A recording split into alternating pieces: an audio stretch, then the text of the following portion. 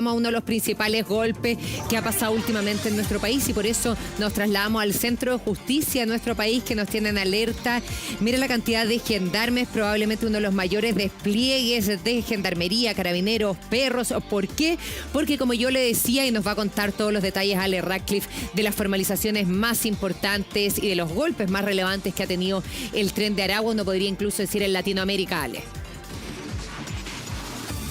Así es, María Luisa, Alberto, buenos días, porque ya nos encontramos en el Centro de Justicia con este máximo despliegue, alta seguridad. ¿Y por qué? Porque hoy se reanuda la formalización de este brazo del Tren de Aragua que fue detenido la semana pasada en este mega operativo en la comuna de Maipú, San Miguel y Estación Central. Pero quiero pasar a mostrarle inmediatamente las imágenes del despliegue de tanto policías como gendarmería. Estamos viendo al grupo SEA con sus perros, ¿cierto? Con los caninos aquí, resguardando completamente el Centro de Justicia. También por la parte de afuera vemos a policías. Están en distintos puntos aquí del Centro de Justicia. Son varios que están resguardando la zona. ¿Y por qué? Lo sabemos. Es un grupo transnacional altamente peligroso. Estamos hablando de los piratas. Los piratas, quienes son un brazo, ¿cierto?, del Tren de Aragua, que han operado en distintos crímenes acá en nuestro país. Bueno, recordemos, la formalización ya comenzó a eso de las 9 de la mañana, ¿cierto? Con 3 sujetos que están siendo formalizados por el crimen de el teniente Sánchez, el mayor Sánchez, perdón, Emanuel Sánchez, cometido durante el... Emanuel Sánchez, exactamente, cometido durante abril del año pasado, y también del ex militar venezolano Ronald Ojeda.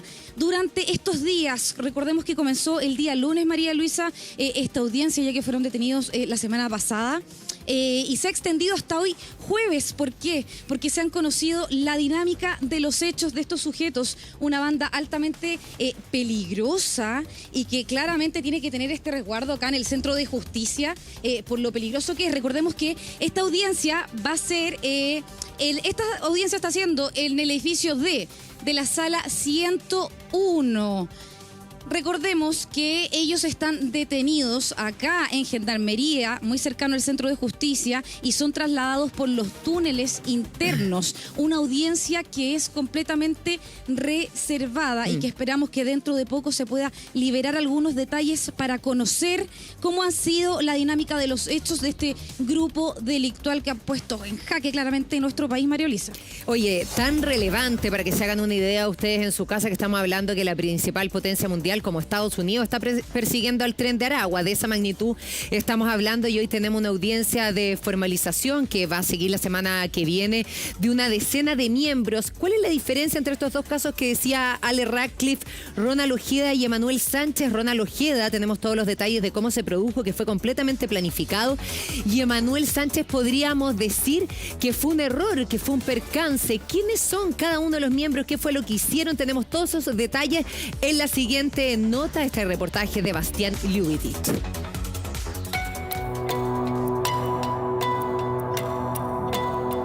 Las fotos y videos en sus redes sociales tenían siempre, o casi siempre, un fondo común.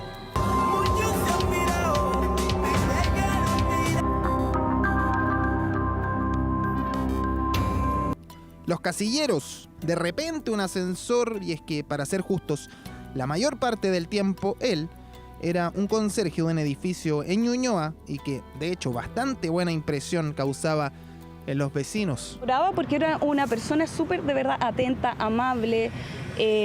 Pucha, yo lo encontré tan simpático. Era súper simpático, súper amable, súper atento. Un gallo muy... Pero podríamos decir que en sus tiempos libres se dedicaba, o eso dice la investigación, a ser miembro de una banda vinculada al Tren de Aragua que se le atribuyen asesinatos, descuartizamientos, extorsiones, una banda que mató a un carabinero y a quien fuera parte de la milicia venezolana. Nos damos cuenta que efectivamente dimos un golpe importante para dar cuenta y demostrar que no es imposible que ellos sigan operando en nuestro país. Por eso es tan importante la formalización de hoy, porque tras un mega operativo en 2 comunas de Santiago que terminó con decenas de detenidos, la justicia tiene que empezar a redactar el desenlace de esta historia manchada con sangre. La PDI, Carabineros, el Marnería, el Ministerio Público, estamos dándole un golpe importante a una acción criminal que cometió decenas de crímenes en nuestro país.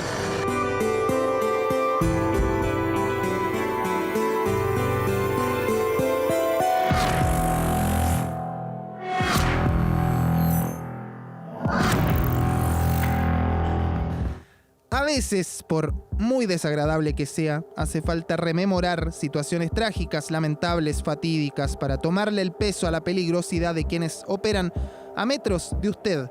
O como bien dice el título de esta nota, prácticamente viven con usted. Lo ve todos los días, trabaja en el mismo edificio donde usted duerme.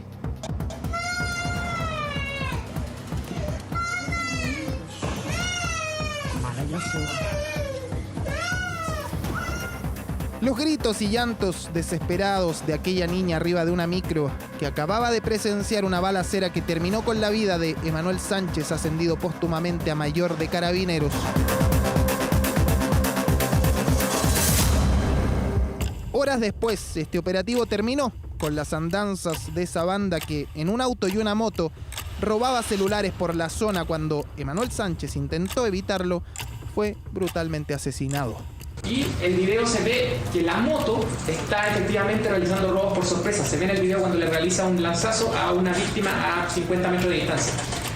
Por declaraciones de testigos, nosotros la dinámica que sabemos es que la moto andaba realizando robos por sorpresa y el auto con estos 5 imputados, los 3 de acá más el fallecido y el otro que escapó, le estaban prestando cobertura.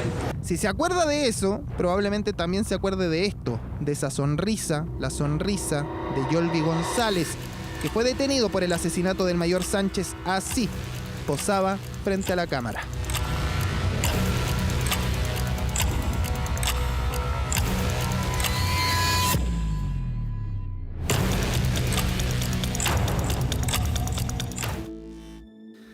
Se hicieron pasar por funcionarios de la Policía de Investigaciones para ingresar al departamento en Santiago Centro donde se alojaba Ronald Ojeda.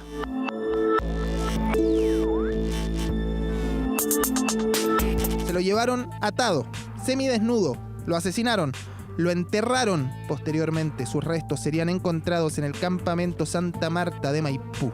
En este lugar entonces se han realizado las diligencias y de forma extraoficial nosotros sabemos que el cuerpo encontrado en este lugar habría estado a 4 metros de profundidad y al interior de una maleta. Son los antecedentes que se están indagando, barajando en medio de todos estos hechos. Muchas teorías hubo en torno a su secuestro y asesinato. El por qué un ex militar venezolano era el objetivo de una banda delictual era una incógnita total. Tenemos varias órdenes de detención también libradas para efecto de lograr la detención de otros partícipes y respecto a la participación, el imputado es el que tenemos actualmente detenido y ampliado en calidad de autor en el delito de secuestro con homicidio. Pero también hay otros de cobertura y participación en otros hechos que tienen que ver básicamente con el traslado de la víctima hacia otros lugares. Ahora sabemos que el crimen del mayor Emanuel Sánchez y el asesinato de Ronald Ojeda tenía un trasfondo. El trasfondo era una banda delictual dedicada a este tipo de crímenes y que tiene como imagen principal, casi como un póster, al Tren de Aragua. Todas las camionetas del Tren de Aragua, está claro que tenemos 5 países tomados. O tú copias directamente al patrón Guerrero y directamente a Estrellita, que son directamente los que llevan todo Chile, o directamente se te muere tu familia, tú decides. La audiencia de hoy tiene varios formalizados, otros detenidos que no serán parte de la audiencia a la espera de nuevos antecedentes o una extradición, o incluso porque ya fueron detenidos previamente. Queremos centrarnos en 3.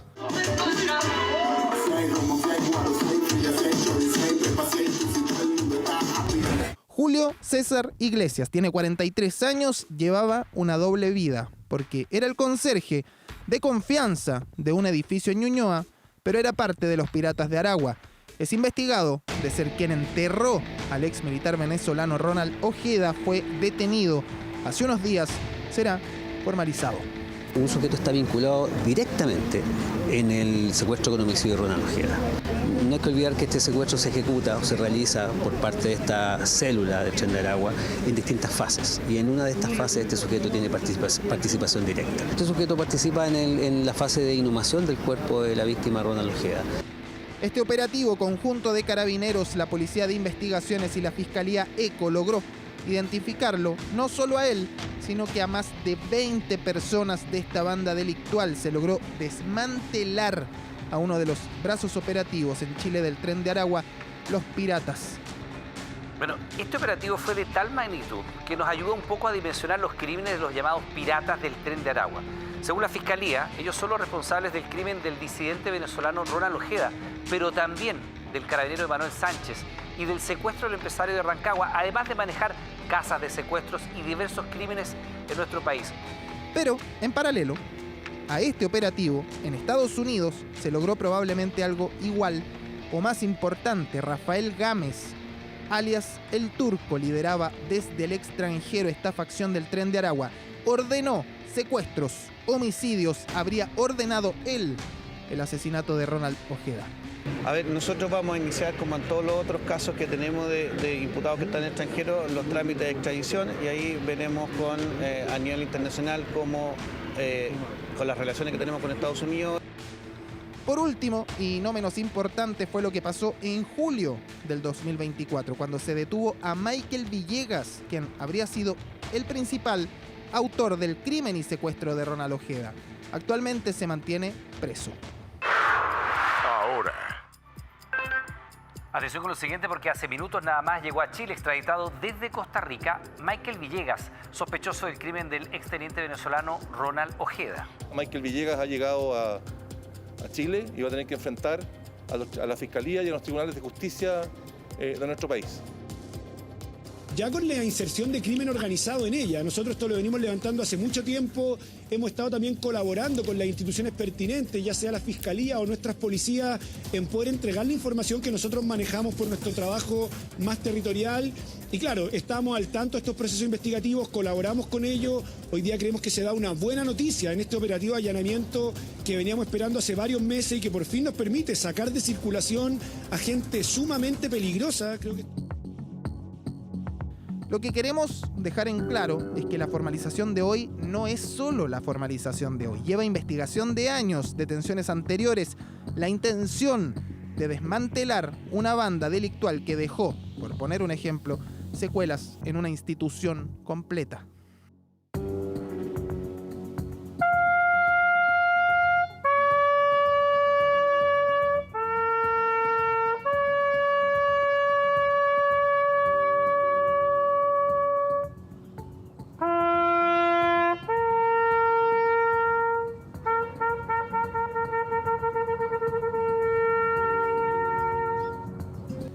El no olvido de una institución que se tradujo en un operativo un año más tarde. Detenciones conjuntas, incluso en el extranjero. Lo de hoy es probablemente el inicio del desenlace de una historia de secuestros, asesinatos, pero también de trabajo policial. Esto para que se hagan una idea de los piratas, un brazo del Tren de Aragua. Estamos en vivo y en directo desde el Centro de Justicia con todo el despliegue que está habiendo en este momento por el nivel de peligrosidad de lo que estamos hablando de esta organización criminal. Estamos aquí en el estudio también, uno podría decir, como una eminencia del crimen organizado con Pilar Lizana, investigadora de seguridad en Atenalab, Centro de Estudios y experta en crimen organizado y seguridad pública. Qué gusto tenerte acá, porque podríamos decir que eres de las personas que más sabe de crimen organizado, Pilar. Muchas gracias, se pasaron por esa presentación. Es la pura verdad, Pilar, yo te conozco bien y es la pura verdad.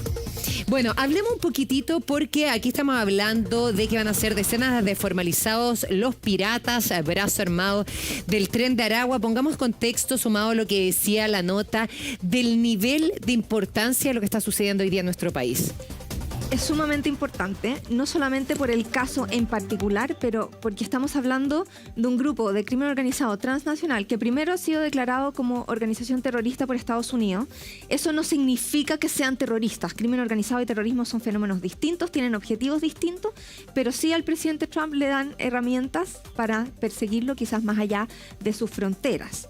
Y además de eso estamos hablando de un grupo que nace en la cárcel, que controla la cárcel y desde la cárcel controla la calle.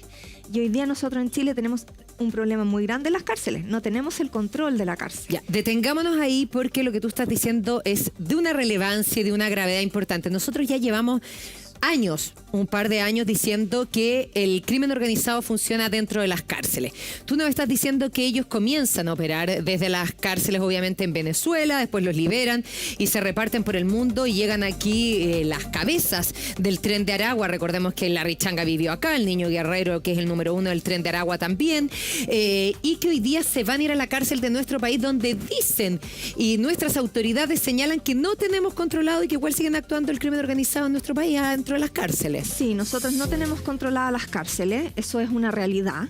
Y es tan realidad como el hecho de que no podemos segregar a la población penal, por lo tanto tenemos muchos delincuentes que no son del mismo nivel de peligrosidad, pero que se transforman en soldados de este otro tipo de grupo, que saben cómo someter a la población penal y saben transformar a la cárcel en su edificio corporativo y desde ahí controlar la calle.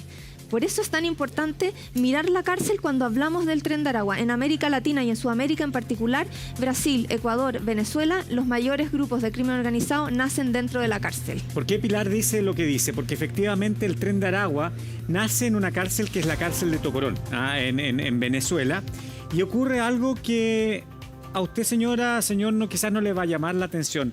En la cárcel de Tocorón hay un gran operativo, supuestamente para pacificar la cárcel, por parte del régimen de Maduro, y en ese operativo es que arrancan, se escapan, justo en el operativo que iba a pacificar la cárcel, los grandes líderes del Tren del Agua, entre ellos el Niño Guerrero.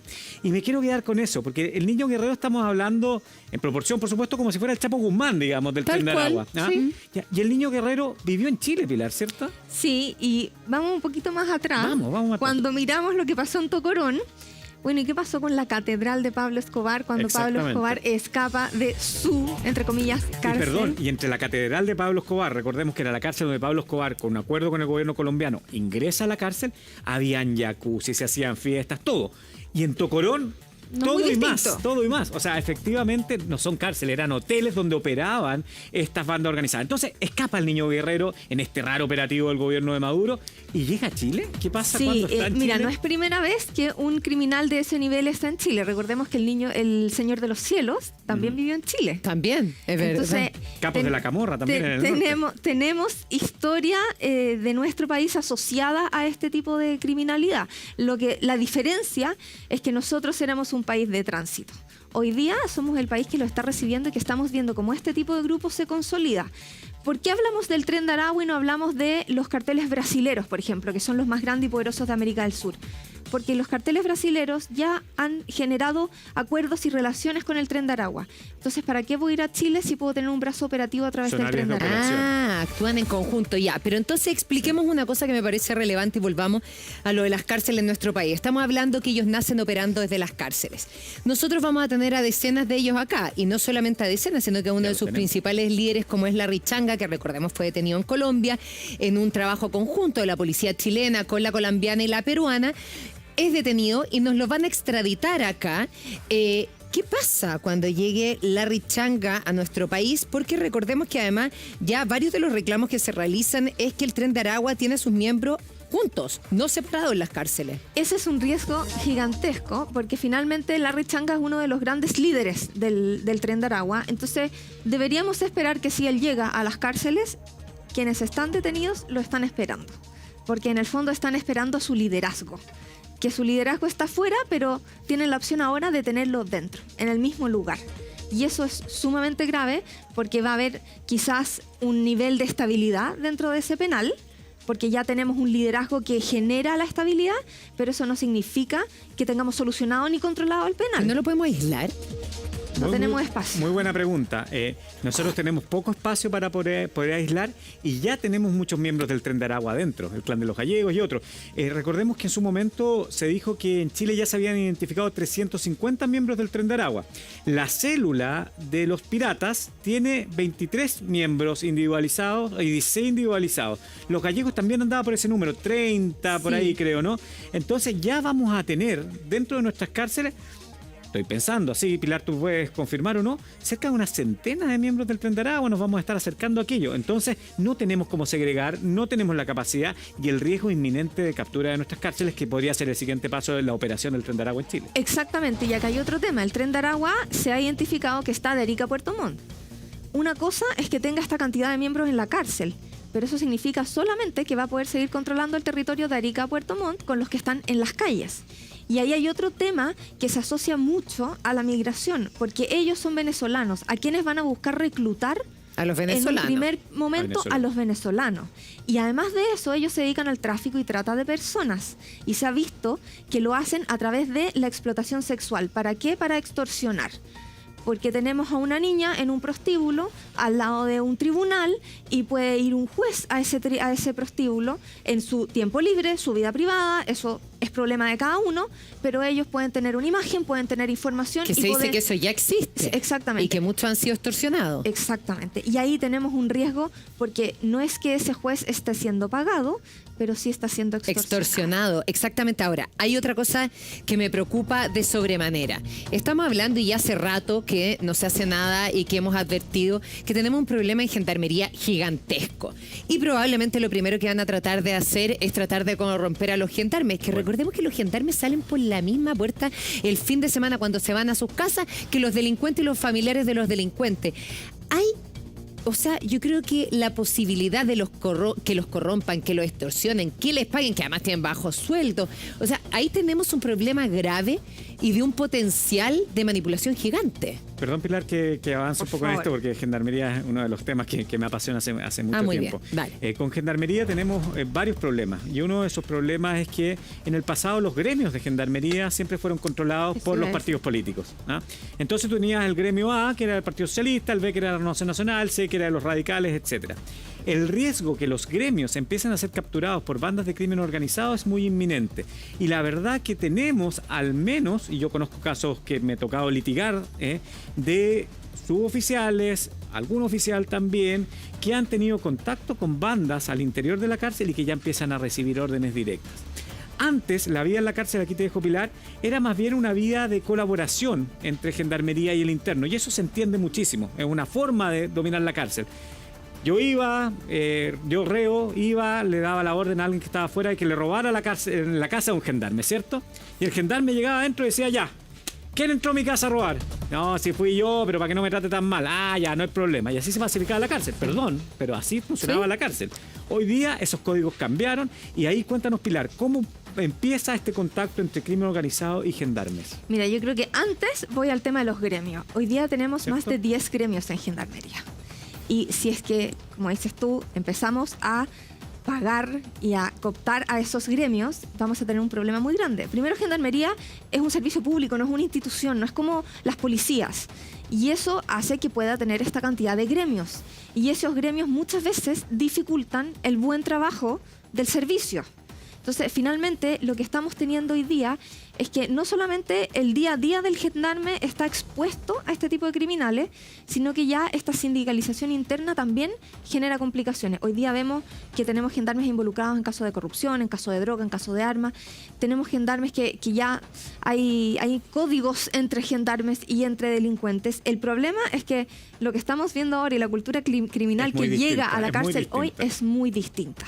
Ahora, cuando estamos hablando que por nuestro país han estado cerca de 350 miembros del Tren de Aragua, cuando señalamos que sus principales líderes como el Niño Guerrero y Larry Changa, que lo estamos viendo ahí en pantalla a este lado, en su detención, vivían nuestro país también, ¿qué poder tiene el Tren de Aragua en Chile hoy día y cómo se expandió? Bueno, tiene mucho poder. Lo vemos instalado de Arica a Puerto Montt. Y se expandió porque en el fondo hoy día el Estado ha entregado zonas. Hoy día en el norte tenemos tomas tremendas.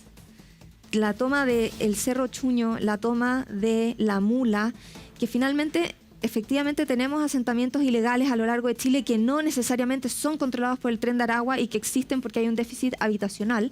Pero en el norte tenemos asentamientos donde más de la mitad, o en algunos casos casi todas las personas que viven ahí son extranjeros, que han llegado de manera irregular, entonces no han podido instalarse de forma regular en el país o no tienen cómo hacerlo, y desde ahí a ellos se les genera una especie de manto de oscuridad desde donde operan, porque en esos lugares el Estado no está. No están las instituciones, no está el Estado de Chile, y el que ejerce el poder y la soberanía en ese lugar son este tipo de grupos. Y es por eso que, por ejemplo, los piratas operan en el campamento de Santa Marta. Y ahí te quiero llevar un poco a estas células del Tren de Aragua. Ya conocíamos los gallegos en el norte, sobre todo. Conocemos ahora a los piratas, más bien en la zona centro.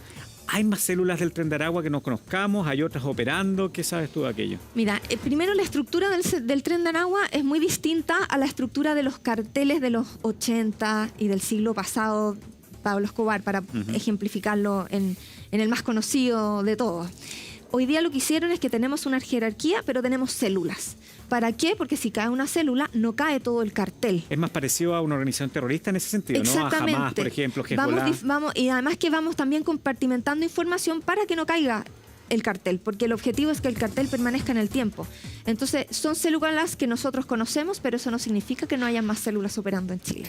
Ahora, Pilar, cuando estamos hablando de que el Tren de Aragua es una preocupación incluso para Estados Unidos, que los llama una organización criminal terrorista, que tienen un brazo armado gigantesco en Chile, que gran parte de ellos y de sus líderes van a estar en las cárceles de nuestro país, que no están preparadas para recibirlos claramente, de que nacieron operando al interior de las cárceles. ¿Qué es lo que podemos esperar? Porque si uno dice, uno de los grandes sustos que tenemos como país, porque hemos ido avanzando exponencialmente en el nivel de peligrosidad y criminalidad en nuestro país, y siempre hemos tenido el susto que ya subamos un escalón más, que es que nos empiezan a matar a autoridades. Ya estamos hablando de que muchos de ellos pueden ser extorsionados, pero que nos maten a un parlamentario, a un fiscal, a un ministro de justicia. Ya han matado policías, por ejemplo. O sea, ¿qué podemos esperar de la escalada que podría suceder en Chile? O sea, podemos esperar eso, porque es la forma en que ellos operan. No solamente el Tren de Aragua, los grupos de crimen organizado han ido a matar a fiscales paraguayos a Colombia. En los 90 mataron a jueces antimafia en Italia, porque finalmente ellos... Primero hay que entender que nosotros estamos viendo mucha violencia en torno a este tipo de grupos, pero la verdad es que estamos viendo esa violencia porque todavía no se ha asentado bien el poder criminal en Chile, porque la idea es que no haya violencia para que no me miren y yo poder desarrollar mi negocio. Sí, pero yo, Pilar, tengo un punto distinto contigo. Tú sabes, quizás obviamente más que yo, pero en el caso del Tren de Aragua no tenemos antecedentes de que ellos en Perú, por ejemplo, o en Colombia, que han sido sus otros países de operación, hayan pasado este límite de empezar a matar a autoridades y empresarios.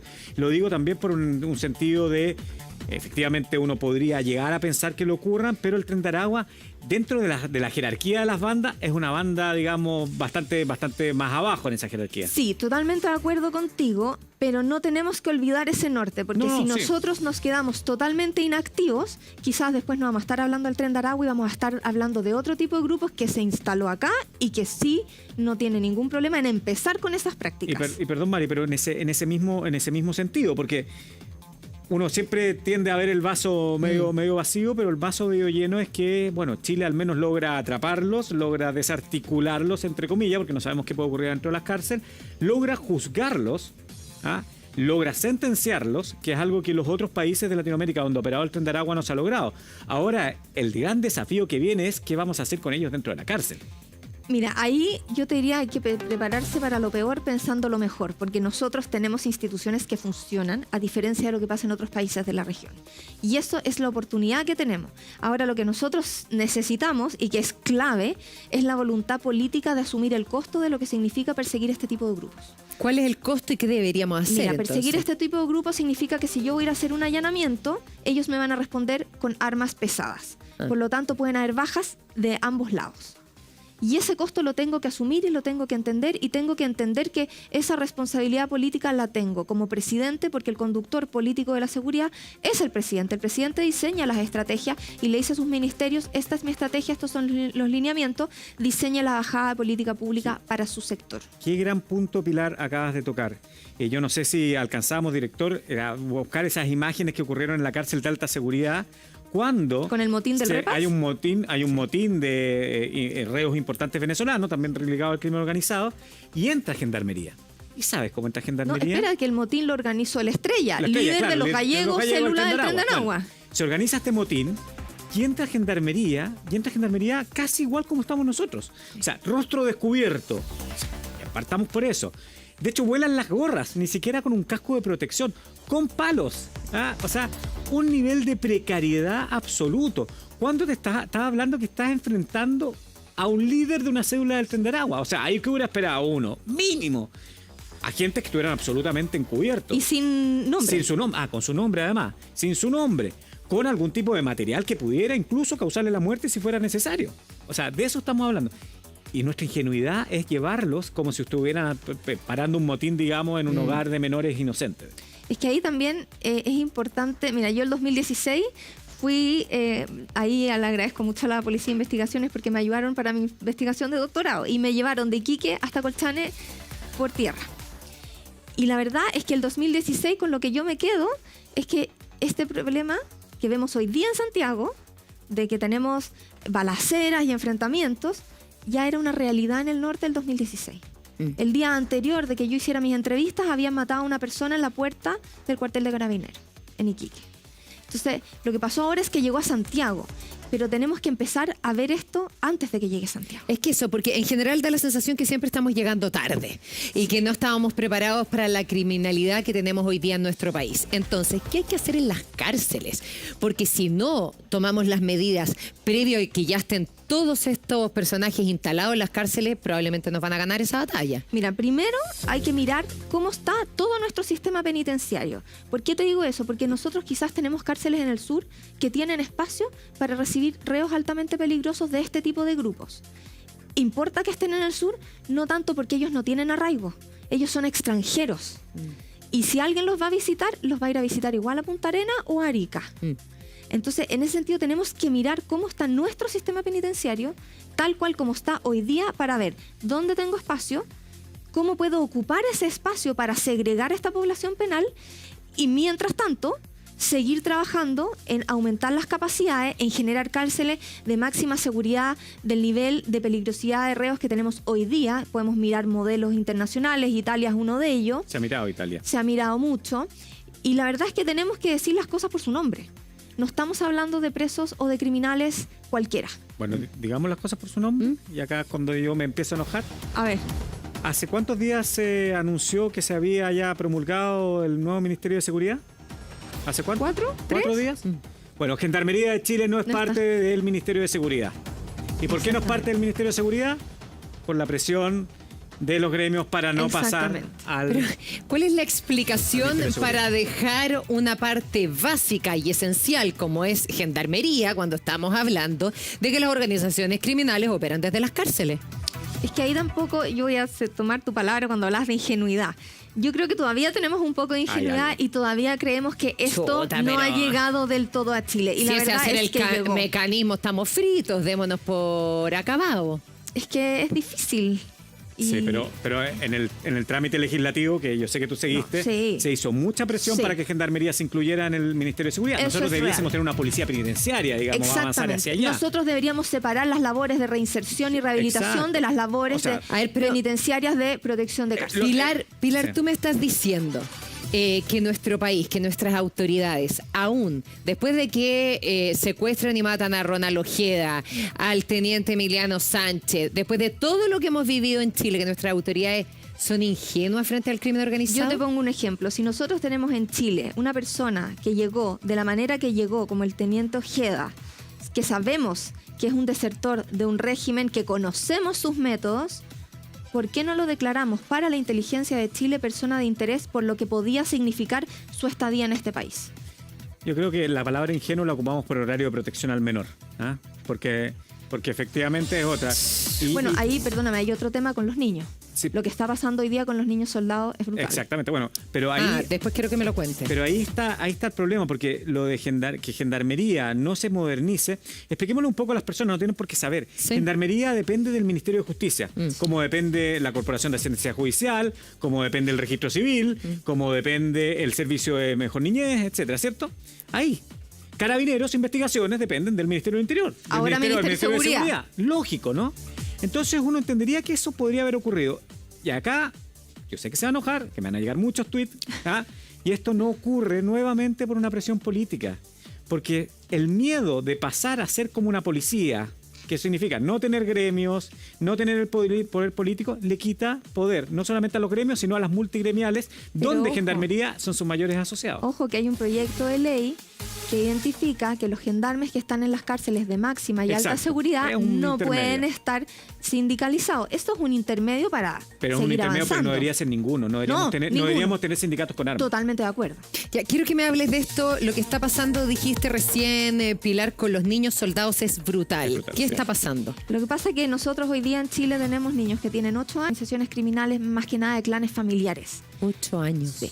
Y estamos viendo la misma realidad que pasa en países centroamericanos, cuando hablábamos de las maras, y no sé, Brasil, cuando veíamos toda esa serie de La Ciudad de Dios y la película anterior y veíamos que estos niños estaban involucrados en crímenes, eso pasa hoy día en Chile. ¿Y qué está haciendo el Estado por esos niños? No mucho, la verdad, porque hoy día tenemos una gran cantidad de niños que no estudian ni trabajan y que la opción que ellos están buscando para surgir es este tipo de grupo. O ya son parte de estos clanes familiares y ellos les están heredando la empresa familiar. ¿Están siendo invisibles para el sistema? Totalmente. Tenemos también adultos que cometieron crímenes cuando eran menores y están internados con menores siendo que hoy son adultos. Oye, ¿y dónde está la...? Sí, sigamos acá porque no se entiende mucho de cómo vemos futuro. O sea, al final vemos que por un lado se dice, bueno, las cárceles las pueden capturar. Yo todavía tengo esperanza ahí que no las capturen. Yo también tengo esperanza. Pero después nos vamos para abajo y decir, los niños están cayendo en manos ya no, digamos, siguiendo la lógica del delincuente antiguo, sino en manos de estas bandas. Bueno, ¿dónde está la esperanza? ¿Qué hacemos? ¿Qué hay que hacer? Mira, a mí la otra vez me decían, ¿qué podemos hacer en seguridad? Yo siempre lo veo desde el ámbito de la violencia, pero la verdad es que lo más importante que tenemos que hacer hoy día, en vez de estar hablando de aumentar el nivel de inglés, es preocuparse que los niños estén dentro de la sala de clase. Que la sala de clase sea el lugar seguro, que se les enseñen las herramientas básicas para que ellos puedan desarrollarse y mostrarles que el colegio y esa opción formal es la mejor que pueden tomar.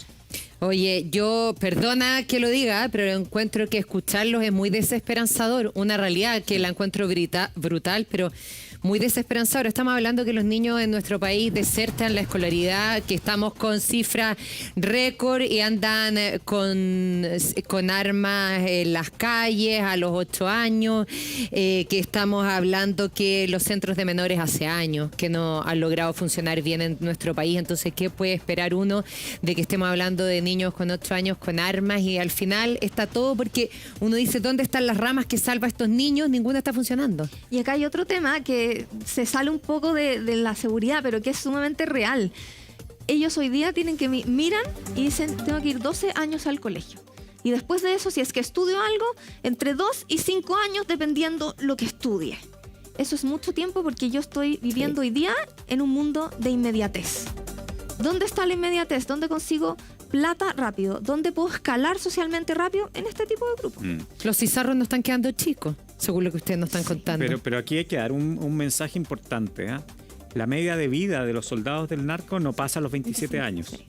Entonces, ¿ya 25? 25 incluso ha ido bajando. La última vez que yo la vi, 27, imagínate, 25 años. Entonces, ese es un mensaje también para los entornos, para los barrios, para el Estado también, para nosotros mismos, de dar el mensaje de que el blin blin, la zapatilla, los abogados del narco, que de repente a algunos canales les gusta invitar a paneles, etcétera. Bueno, todos esos son mensajes incorrectos para esos niños, porque son niños que, si siguen ese camino, van a terminar muertos antes de los 25 años. Tenemos un ejemplo, ¿se acuerdan de la narco-influencer que murió en Padre Hurtado? Ella tenía 25 años, 22, por ahí. 22, 23, y ella tenía como más de 300.000 seguidores en Instagram o TikTok, en una red social. Y desde la cárcel ella hacía sus videos y mostraba todo lo que conseguía. Eso es lo que están mirando ellos hoy día. O sea, como modelos a seguir. Bueno, y ahí sí que todos tenemos una responsabilidad súper importante. De todas maneras. O sea, súper importante. No más abogados del narco, no más vanagloriar, digamos, esta narcocultura, porque efectivamente cuando un niño lo ve y ve desesperanza en su barrio, en su campamento, y dice, oye, pero mira, si este otro vivía acá hace algunos meses y ahora mira que anda con estas zapatillas gigantes, las Jordan, no sé cuánto, que cuestan 300 lucas, 200 lucas. Bueno, claramente el ejemplo que tú estás dando es un ejemplo terrible. Entonces, sí, efectivamente yo creo que hay esperanza, porque yo creo que la sociedad también va aprendiendo a decir, hay ciertos mensajes que hay que cambiar. Pero ¿por qué hay esperanza? Porque lo que yo escucho al revés, o sea, hay desesperanza porque no se están tomando la medida que tenemos en ninguna de las áreas claves para desbaratar esto. Pero estamos en un punto de inflexión donde lo estamos conversando. Y si lo estamos conversando aquí y en muchos otros lugares, algo estamos generando. Mira, lo que pasó con el Fast Track legislativo 1 y 2 de seguridad empieza por estos carabineros que mueren en servicio. Y al final eso es un proceso de abajo hacia arriba, presión ciudadana para que el conductor político tome una decisión. ¿Qué decisión se tomó? Ingresar esta batería de proyectos.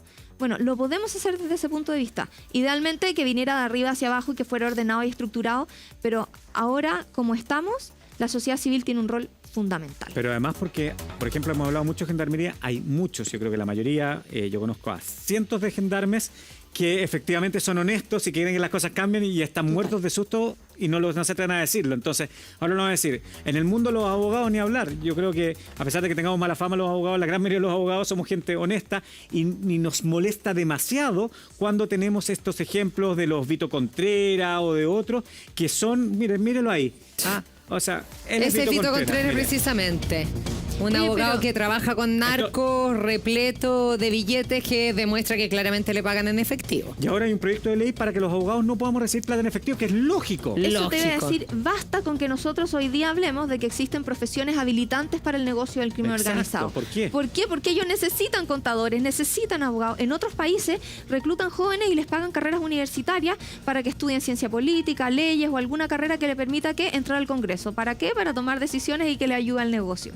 Ya, pero ¿cómo se evita esto? Porque claramente también podemos estar hablando de miembros del Tren de Aragua que dicen, si no me defiendes, si no eres mi contador, me piteo a tu mamá, voy por tu abuelita, o sea, si conocemos el modo operandi que tienen de extorsionar. Lo bueno de esto es que hay recetas, hay algunas recetas. O sea, en el caso de los abogados específicos, existe el Grupo de Acción Financiera Internacional, que es el que combate el lavado de activos a nivel internacional, que dice que los abogados debiésemos estar obligados a reportar operaciones sospechosas y si no las reportamos perdemos nuestra licencia, no podemos ser abogados más.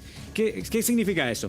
Que si llega alguien a mi oficina y me dice, mire, don Alberto, yo soy un empresario guatemalteco, hondureño, que vengo acá a Chile y tengo un banco de operaciones en Panamá, etcétera. Bueno, yo esa operación la debiese sí o sí reportar.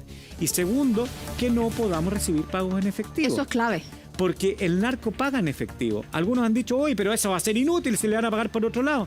Pero por lo menos va a limitar el gran problema que tiene el narco. El gran problema que tiene el narco es el efectivo, porque tiene mucho efectivo, ¿no? Porque las transacciones se hacen en efectivo. Entonces se puede efectivamente hacer mucho para que, por ejemplo, los abogados, los contadores, los notarios no seamos parte de estas redes. Respecto a la amenaza, bueno, tiene que ver con la denuncia segura, tiene que ver con la protección, tiene que ver con que fomentemos la protección de víctimas de testigos por parte del Ministerio Público, pero sí se puede, las recetas están. Y ahí hay otra cosa, porque tú decías, si no me pagan efectivo, me pagan de otra manera. Sí, quizás me va a pagar con criptomonedas, pero yo necesito tener una billetera electrónica. Y eso ya es más difícil. O no tan difícil, pero quizás más engorroso. Entonces, el efectivo siempre se tiende al efectivo. Sí, no es que limitando el efectivo le vayamos a limitar el trabajo al narco. Si ellos con la pandemia lo que nos demostraron es que se adaptan. En 6 meses recuperaron lo perdido en pandemia y lograron abrir rutas nuevas. 6 meses. Ahora tú decías, Pilar, el rol civil es clave. ¿En qué sentido es clave? ¿Qué tenemos que hacer los ciudadanos? Denunciar. Si nosotros no tenemos que hacer nada más que denunciar. Y el Estado lo que tiene que hacer es proteger esa denuncia. Nuestra denuncia tiene que ser anónima, tenemos que estar protegidos, los testigos tienen que estar protegidos, los agentes encubiertos tienen que estar protegidos, porque es la única manera que nosotros podamos combatir algo que empieza con información. Porque ellos van a, siempre cuando llegan a un lugar, lo único que van a hacer es recolectar información. ¿Para qué? Para saber por dónde puedo entrar, dónde están los vacíos, dónde me puedo instalar y si es que es seguro. Y si es que es seguro, paso a la segunda etapa, que es de instalación. ¿Y qué pasa con el miedo? Porque incluso vimos en el norte, ¿te acuerdas que se conoció los antecedentes, los expedientes? Incluso estaban los nombres de todas las personas y tenían acceso a mirarlos y uno decía, pero ¿cómo? Es brutal lo que están haciendo porque pueden llegar a matarlos a todos. Claro, porque ese juez autorizó a entregar esas identidades. Claro, pero uno queda en manos del juez de turno. Es que lo que pasa es que ahí deberíamos empezar a hablar sobre los jueces, sobre los fiscales, sobre los policías. ¿Por qué? Porque ellos son los que están expuestos.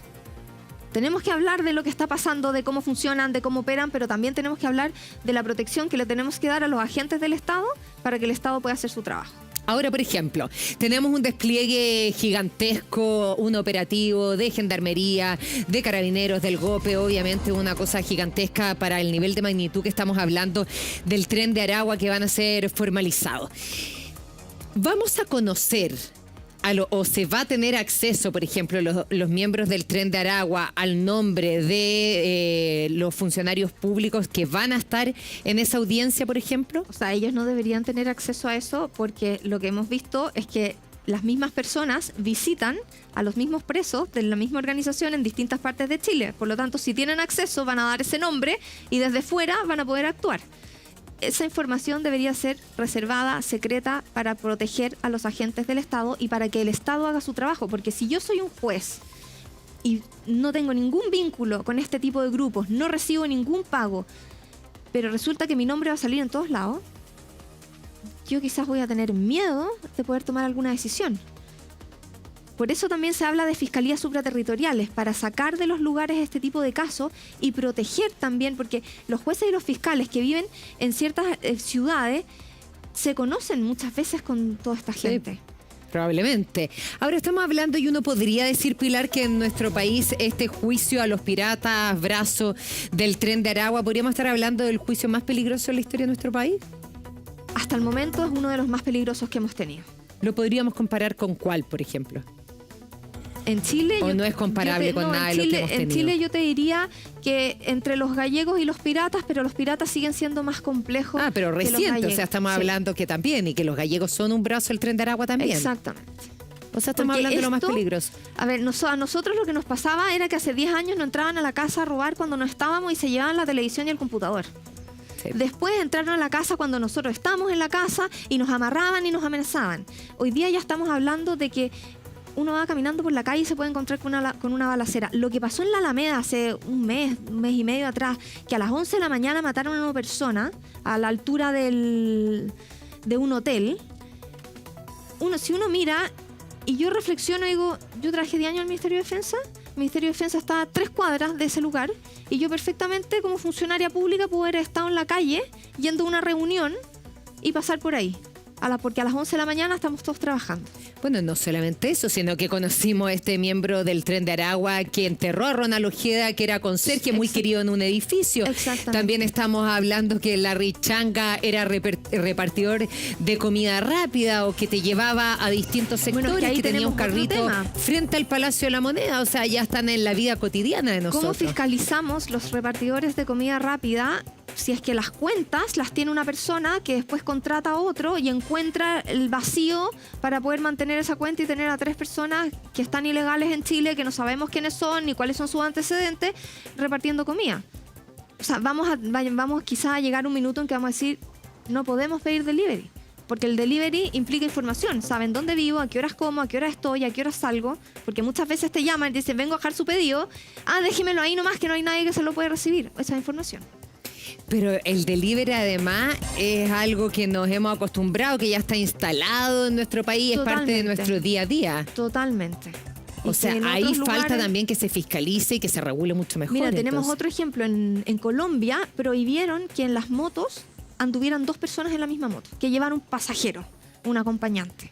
¿Por qué? Porque el acompañante iba armado y era el que cometía el asesinato cuando se los encargaban. Bueno, aquí claramente Eduardo Labarca, ex PDI que trabaja con nosotros como panelista, decía que dentro de las reuniones internacionales que tenían miembros de las policías, por ejemplo, decían cuando ya se empiezan a instalar las motos en nuestro país o salgan de a 2, ahí ya es que estamos en otro nivel de criminalidad. ¿Cuántas veces no han llegado a tu casa en una moto 2 personas a dejarte un pedido en un supermercado? Y hay otro tema, nosotros hoy día tenemos pocos carabineros de tránsito porque necesitamos que estén realizando este tipo de operativos. Sí.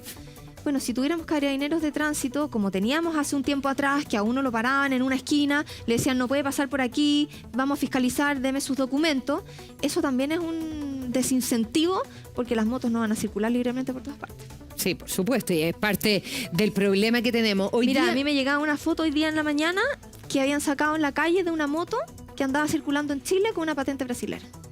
Oh. Y ahí pudo entrar desde Brasil, nadie lo paró, dio lo mismo, no se ha actualizado y no pasa nada. Y además que nuestra frontera en el norte es fría en la noche, muy calurosa en el día, muy alta, pero tú la puedes cruzar caminando. Por lo tanto, en moto también la puedes cruzar. Por supuesto. Y ahí, cuando estamos hablando que tenemos este gran operativo, esta audiencia de formalización a miembros del Tren de Aragua, de los más peligrosos, que Larry Changa lo están esperando, decías tú, dentro de las cárceles, ¿cuáles son las medidas que debiéramos esperar que nuestras autoridades realicen de manera inmediata para combatir todo esto en las distintas áreas? Primero deberíamos estar hablando de una gendarmería a rostro cubierto, sin nombre, para que no sepamos quiénes son y que no los puedan extorsionar o no los puedan sobornar, y proteger a quienes tienen que cuidar las cárceles y por ende que nos tienen que cuidar a nosotros. Porque si tenemos a alguien protegiendo las medidas cautelares, eso significa que tenemos a la población penal, ya sea que está en régimen cerrado 24 horas o semiabierto o abierto, custodiada. Pilar Lizana, investigadora de seguridad en Atenalab, Centro de Estudios, Criminalidad Organizada y Seguridad Pública, es su expertise. Pilar, un honor poder conversar contigo, alguien que sabe tanto. Ojalá seas muy escuchada por nuestra autoridad y las medidas se tomen de manera rápida y no nos gane el crimen organizado, que ya hemos ido avanzando a pasos agigantados. No, muchas gracias a ustedes por este espacio y conversar de estos temas que son tan importantes. Exactamente, y por